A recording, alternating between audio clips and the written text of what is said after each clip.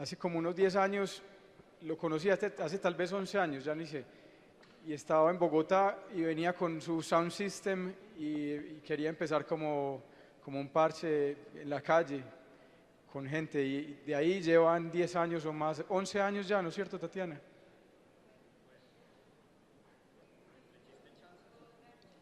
Entre chiste y chanza, 11 años haciendo algo que algunos conocemos como Bogotrax.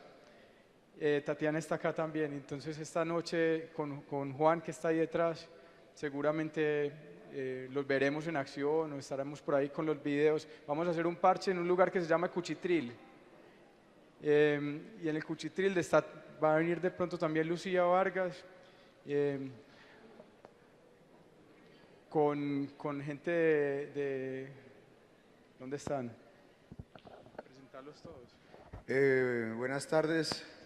Esta noche en el Cuchitril va a estar el parche de Antena Mutante, Lucía Vargas, Rafael Castellanos para Taxia, Tatiana, Juan, los parceros, así que los esperamos esta noche.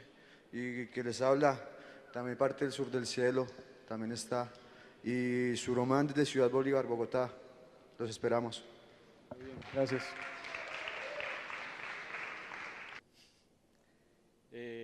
Entonces, bueno, como les decía, es un texto en curso de preparación y es un texto acerca de las barricadas, ¿no?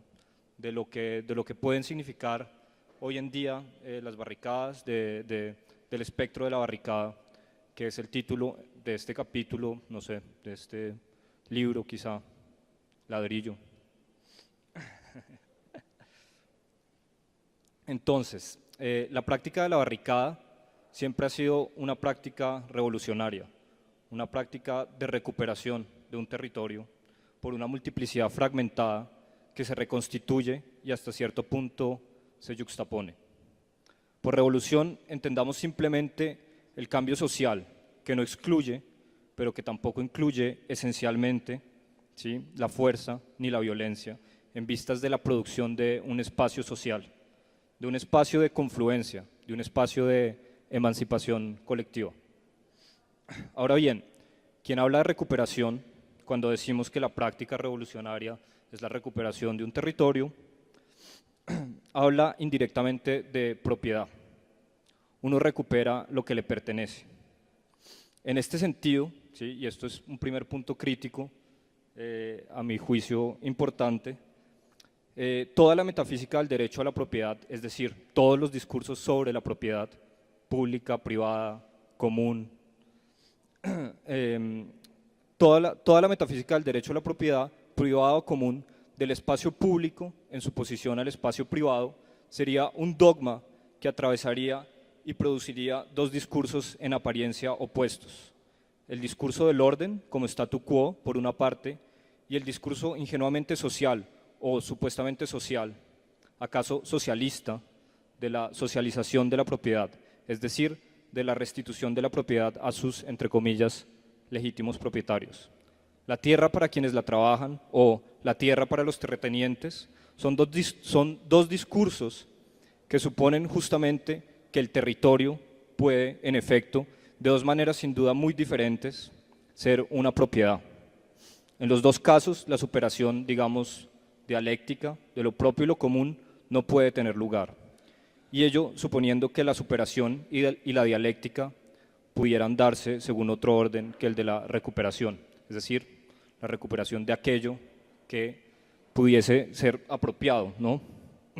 Como si el territorio fuera algo que de alguna manera no tuviera límites, ¿sí? Ese es, pienso que el límite, digamos, el límite físico, que hoy en día entendemos mejor que hace, qué sé yo, 40 años, de la tierra como un espacio finito, es el límite mismo de la propiedad y es el límite mismo del discurso, ¿no?, tanto de izquierdas como de derechas, sobre la propiedad. ¿Cómo vamos ahí?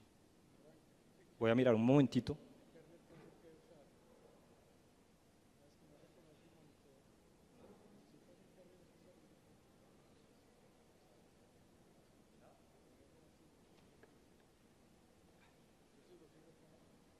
Bueno, sin embargo, no se preocupen no se preocupen que no va a ser tan largo y tan denso todo el tiempo. Sin embargo, a pesar de la crítica que estoy haciendo, resulta imposible no pasar por la ficción muy real de un derecho social, digamos, no a la recuperación de un espacio, sino a su ocupación. Y voy a avanzar una hipótesis. La ocupación social del espacio público, entendida la ocupación social del espacio, entendida antes de su división social como espacio público y espacio privado, es justamente la producción del espacio social. En este punto quería presentar un video pues de lo que entiendo o de lo que estoy de cierta manera teorizando acá como producción del espacio social, que puede sonar un poquito abstracto, pero es supremamente concreto. Si después tengo monitor, voy a mostrar el video. El espacio neutro, la imposición urbanística, por supuesto que supremamente racional, es decir, calculada, de un parque en una comunidad, se vuelve socialidad y acaso encuentro ético con el otro, justamente cuando el espacio es ocupado, ¿sí? No recuperado, sino en otra relación y en una relación crítica hacia lo que entendemos por propiedad, apropiación, ¿no? Recuperación, etc. Esto sucede de manera ejemplar cuando el espacio es ocupado, cuando nos tomamos la calle. El espectro de la barricada es pues inesquivable y es precisamente de sus muchas formas, de sus apariciones inusitadas y no solamente de su epifanía revolucionaria que hay que invocar el espíritu. Ello no en nombre de un ablandamiento, acaso un amaneramiento, de lo que de todas maneras, en cierto punto y hasta cierto punto, requerirá siempre de la fuerza y de una cierta violencia. Los que tienen los privilegios no los van a dar por las buenas. En nombre más bien de una estrategia, pues, que ya se ha vuelto múltiple, ¿sí? En nombre, pues, de una estrategia que no puede tener una finalidad única, que es fundamentalmente multiplicidad y sobre todo multiplicación, y casi diría que de la multiplicación de las formas de lucha, si el soterrado retumbar del eco del mausoleo, acaso la pirámide del último faraón, Lenin en persona, no exigiera un interminable exorcismo, al mejor estilo de los sincretismos sudamericanos, que hoy no puede más que ser anticipado. Los espectros de Marx, para recordar el título de la célebre conferencia de Derrida de 1993, no necesariamente recorren el mausoleo del prócer del partido. Dicho de otro modo, leer a Marx contra Lenin. La barricada nos recuerda el María Moliner, amontona toda clase de cosas, es una parataxis, un orden por yuxtaposición, una producción material y concreta de sentido por aglomeración y espaciamiento.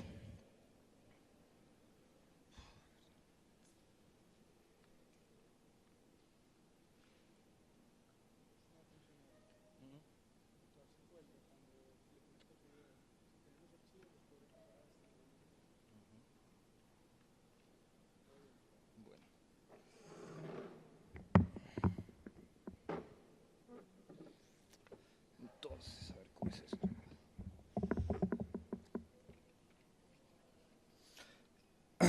Vuelvo a empezar este pedacito, este nuevo tramo. La barricada es pues un orden por yuxtaposición.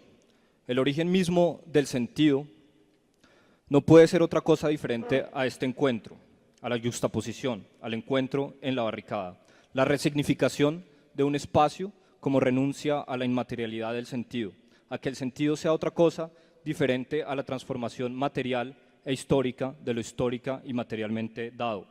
Una transformación que solo puede tener lugar como memoria y abandono del abandono, rechazo de la neutralidad, de la neutralización del otro, cuya figura más radical es sin duda la aniquilación física, y la aniquilación del espacio social del otro, del que llega, del diferente, del extranjero, del inmigrante, es de cierta manera la anticipación de esta amenaza, de la aniquilación física, cuya justificación tiene que ser imposible.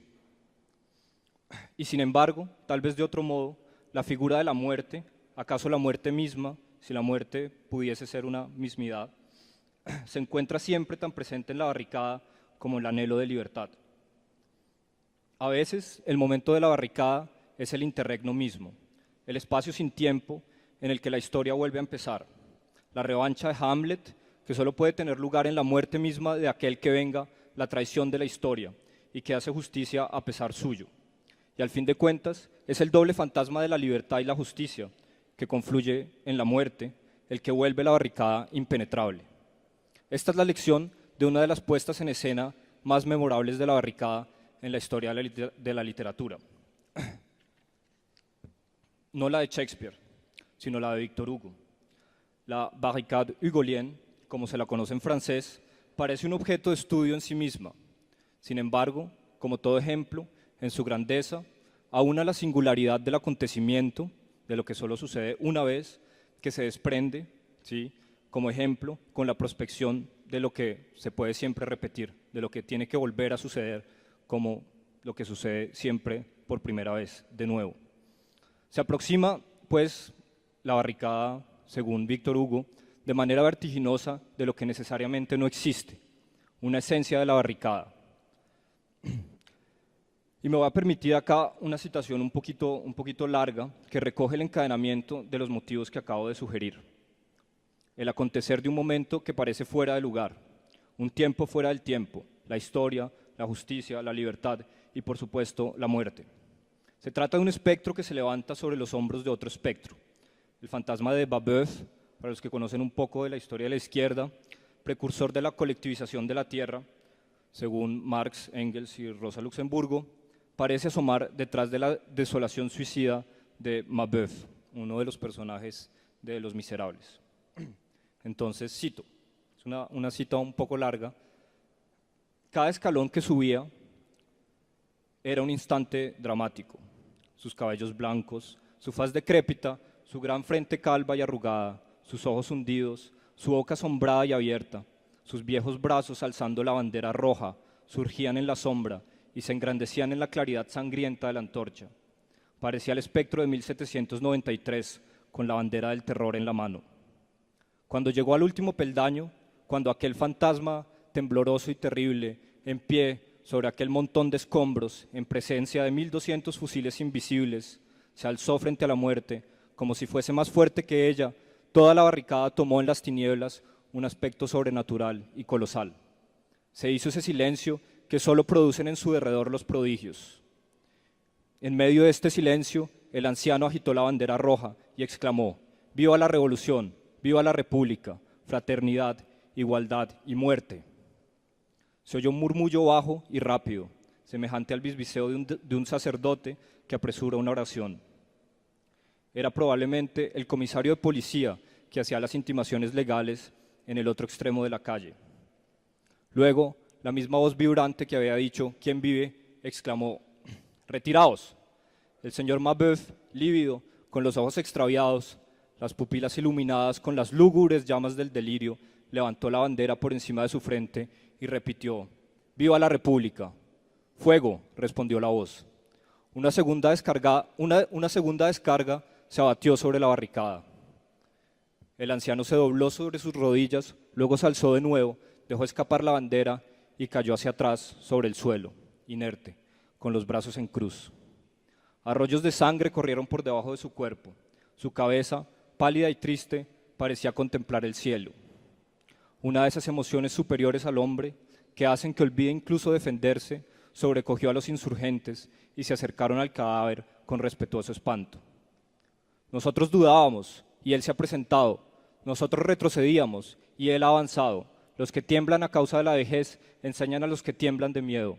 Este anciano es augusto a los ojos de la patria. Ha tenido una larga vida y una magnífica muerte. Ahora retiremos el cadáver y que cada uno de nosotros defienda a este anciano muerto como defendería a su padre vivo, y que su presencia entre nosotros haga la barricada impenetrable. La barricada no es simplemente, termino en este punto la citación, perdón. La barricada no es simplemente un personaje más de Los Miserables. La barricada es precisamente el lugar donde confluyen muchos de los personajes centrales de la novela para preparar su desenlace. El lugar de confluencia es también el punto donde se encuentran todas las emociones, donde la alegría puede súbitamente volverse tristeza, el anhelo desespero, la vida muerte, la historia tragedia y la muerte de nuevo y finalmente resurgimiento. Hago un énfasis en que prefiero hablar acá de resurgimiento y no de resurrección, evitando un eco escatológico, por lo demás siempre muy presente en el discurso sobre la revolución en general, suponiendo que un tal discurso en general sea posible. El resurgimiento, a través de todas las oposiciones que la barricada reta, puesto que la barricada como oposición es el reto paradójico a la oposicionalidad, a la necesidad, dialéctica o no, de los contrarios, sería eminentemente histórico. El resurgimiento es, pues, historialidad. Ello, por supuesto, en un sentido de la historia en la que ésta podría aparecer como diferencia consigo mismo, como sincronía y diferencia en la producción de la historia a través del encuentro y la confluencia. Resurgimiento de la barricada. El resurgimiento sería un momento al mismo tiempo histórico y ahistórico. La repetición de lo históricamente dado es el desplazamiento de la historia, del hecho, del fact, se diría en inglés, que como memoria de lo porvenir se hunde de nuevo en su condición como lo que en una lógica cuasi teleológica la produce. Y justamente la lógica acá no puede ser simplemente teleológica, porque habría que distinguir cuidadosamente el resurgimiento de la resurrección. El resurgimiento sumerge, y no como el piscinazo de un bautismo que erige lo que se hunde. La columna real, en este punto quería particularmente mostrar unas imágenes de la columna de la que voy a hablar ahora mismo, que es la Colonne Vendôme, una columna en París que tiene una historia, otro espacio social. Este espacio, que no es justamente el de la geometría ni el cálculo de la urbanística funcionalista, tiene que construirse también a través de las arquitecturas y urbanísticas que recrean el espacio llamado público como un espacio neutro, un espacio de nadie, destinado esencialmente a la circulación. Y toda la discusión de la producción del espacio social a través de las barricadas, de los espacios de confluencia como espacios de emancipación y lucha, podría también centrarse en la discusión de este a través, de qué manera el espacio social tiene que producirse a través de lo que nos está ya dado, ¿no? Hasta qué punto es necesario destruirlo, hasta qué punto conservarlo, etcétera. Y esto es obviamente la discusión acerca del museo. Toda la discusión, pues, de la producción del espacio social a través de las barricadas, de los espacios de confluencia como espacios de emancipación y lucha, podría también centrarse en la discusión de este a través, es decir, en la determinación de la manera en la que un espacio dado, y lo dado siempre lo es de manera histórica, debe ser retomado. ¿Cuál sería el estatus de la destrucción, de las ruinas y en general de todo lo que presagia como un enigma las memorias de lo porvenir? Esa es una pregunta que se esconde detrás de todas las barricadas, como un presagio de agitación y de fiesta. Esto es el fragmento que les quería leer hoy.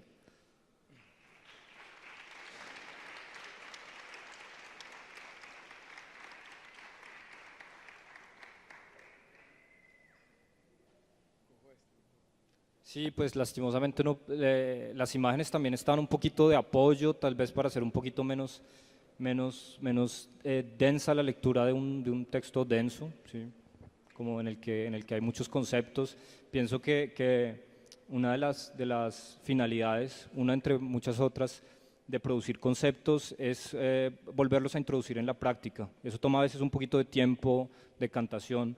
Pienso que no hay que darle la espalda al análisis y a veces a la dificultad, ¿sí? No importa, hay tiempo, se discute, se explica, nos explicamos. No.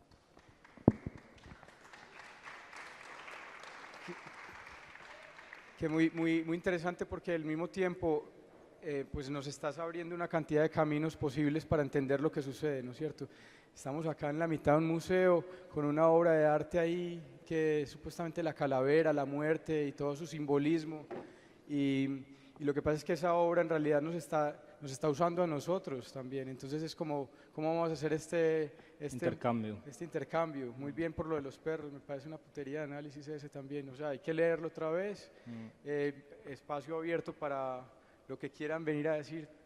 Nos pasamos de la hora, aquí nos quedamos lo que quieran. O sea, que si alguien tiene algún comentario, por favor.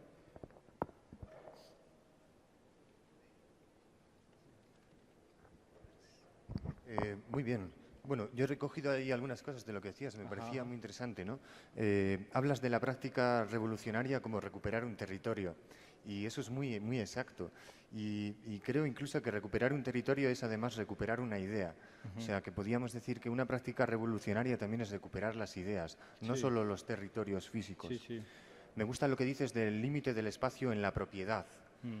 Sin embargo, existe ahora un nuevo espacio, que es el espacio digital, en el que los límites pueden ser infinitos. Entonces pregunto, ¿puede ser que la esencia de la barricada sea la barricada digital?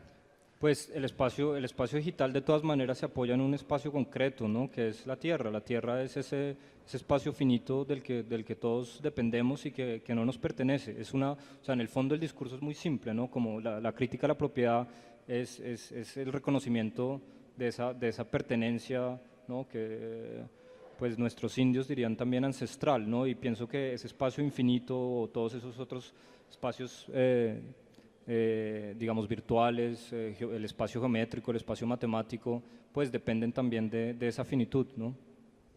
De hecho, no recuerdo exactamente el nombre, soy bastante malo para eso, un filósofo que proponía la noosfera, que es un lugar donde todas las mentes encuentran un punto donde hacer una especie de chat Bueno, mental. eso es casi tan viejo como la filosofía. O sea, Eso es. Y ahí habla de eso, de la infinitud de los espacios en la mente. Me gusta lo que dices, eso, la ocupación es la producción de espacio social. Y yo diría, el espacio social es la ocupación de la producción de los mercados. Es decir, la ocupación produce el espacio social, pero también mediante los espacios sociales podemos ocupar la producción de los mercados que tratan de llevarse a ese punto social. Entonces, tiene como dos o sea, puntos de vista que van ahí, ¿no? Un axioma. Cojo rápidamente, o sea, la producción del espacio social es una producción que se da a partir del espacio social, o sea, no empieza de la nada, es como se hace la historia, ¿no? Más cosas ahí que he ido cogiendo, ¿no? Ahí rápido. Las barricadas hay que construirlas. Y una cosa que aprendí en Holanda este año es que las barricadas hay que defenderlas, ¿vale? Y eso el 28 de octubre del año pasado en Holanda la ocupación pasó a ser un delito, ¿no? Entonces los ocupas pasaron a ser una banda criminal. Hubo una serie de manifestaciones y la policía utilizó la represión, como nos tiene acostumbrados muchas veces, y hubo que construir barricadas. Hubo de forma desorganizada y organizada, con un grupo de gente que tiene unos ideales, que recupera una idea que no conoces, tienes que construir una barricada. Pero una barricada también hay que defenderla. En una barricada hay que estar ahí. No vale construirla, estar un rato y tener que echarte hacia atrás o avanzar, ¿no? Y defender una barricada, yo creo que, pongo el ejemplo este, ¿no? Que es el que lo he visto, es algo muy complejo, muchas veces más complejo que construirla, defenderla. Las barricadas como fronteras. Una barricada propone dos lados, también propone el que está detrás de una barricada y el que está delante de la barricada. Por lo tanto, enfrenta unos intereses, enfrenta los intereses de una dicotomía, o estás a este lado de la barricada o estás a este otro. Muchas veces ese enfrentamiento es entre personas asalariadas que trabajan como policías y entre personas que ni siquiera tienen salario, que están protestando contra eso. En realidad esa barricada está dividiendo dos mundos que son iguales, solo que con una perspectiva diferente. Y no enfrenta al rico con el pobre, enfrenta al pobre con el más pobre. Entonces la barricada tiene un simbolismo muy importante ahí. Pregunto, existe la barricada temporal. La barricada se construye, se defiende y cuando se termina la acción delante de ella, esa barricada desaparece. Y pregunto, ¿existen las barricadas infinitas? No sé. Pues Hablas de la colectivización de la tierra, de un cálculo. En España, con toda la extensión que tiene la península ibérica, entraría toda la población del planeta, con un rango de 90 kilómetros cuadrados. Es decir, espacio en el planeta hay de sobra. Solo en España entraría todo el mundo. Si coges los datos de la población mundial y la extensión que tiene, tendrías hasta kilómetros alrededor. ¿Qué significa? Que la colectivización de la Tierra es muy importante, porque tenemos una gran masa de territorio donde poder vivir, desarrollarnos, crecer, pero le pertenece a unos pocos. Nacemos en un mundo donde ya está vendido el suelo, donde el que nace tiene que conseguir la parte donde se va a desarrollar. Un ejemplo son los latifundios. No sé si te entiendo bien, tú estás diciendo como que el discurso mío es de cierta manera excesivamente crítico contra la idea de... No, para nada, al revés. Trato Precisar. Sí, de precisar ahí, de completar y que me digas, ¿no?, lo que opinas también. Lo que decía el cálculo ¿no?, en España. En España pasa algo muy concreto, que es el ejemplo de los latifundios. Hay una persona que se llama la duquesa de Alba, que es una persona de privilegio de hace muchos años, que tiene el 40% de las tierras cultivables. Es la dueña del 40% de las tierras cultivables y las tiene paradas, no las está utilizando. Para proteger esas tierras que tiene paradas, ella también crea barricadas. Entonces, las barricadas las pueden usar desde unos conceptos y otros. Me Sí, gusta... o sea, es decir, bueno, no hay mucha literatura sobre barricadas, pero pues se han hecho libros, ha habido coloquios, ha habido encuentros, ¿no? Es un tema amplio, ¿no? Y esto, como lo que yo leí, es un fragmento de un trabajo, un curso, y es un fragmento entre muchos otros fragmentos de muchísimo trabajo, ¿no? De muchísima producción. Hablando del tema de los latifundios, barricada económica, barricada de recursos, barricada de privilegios, barricada impenetrable. Claro. Me gusta que uses resurgimiento, porque es similar a renacimiento. Y mejor que resurrección, porque resurrección, sí, como dices, está ya usado por otros idearios. A mí resurgimiento me dice, resurgimiento es estar siempre ahí. Sí. Y volver, igual más slow y volver. Discúlpame, pero yo quisiera oír de repente algunas otras, Sí, pues ya que Alejo nos termino ya. nos abrió el espacio. Muy rápido. Renacimiento es darse cuenta, creo, de que has nacido antes. Y es la diferencia entre usar resurgimiento y usar renacimiento. El resurgimiento conlleva una memoria histórica de lo que has intentado antes y de lo que quieres intentar. Y O sea, creo que de esto podemos hablar después, como tú y yo en sí, privado, perfecto. como es muy específico. será de un repente, placer. Lo último, barricadas digitales, el mundo de la lógica intelectual contra la violencia, el efecto enjambre, la barricada tecnológica, la barricada está en la mente. Gracias a ti.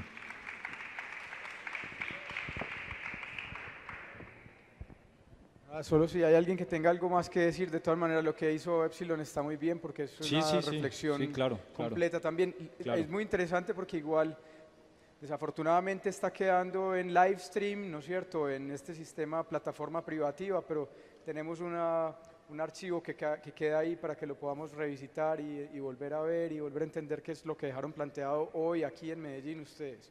O sea que no tenemos que hacer el ejercicio ya mismo.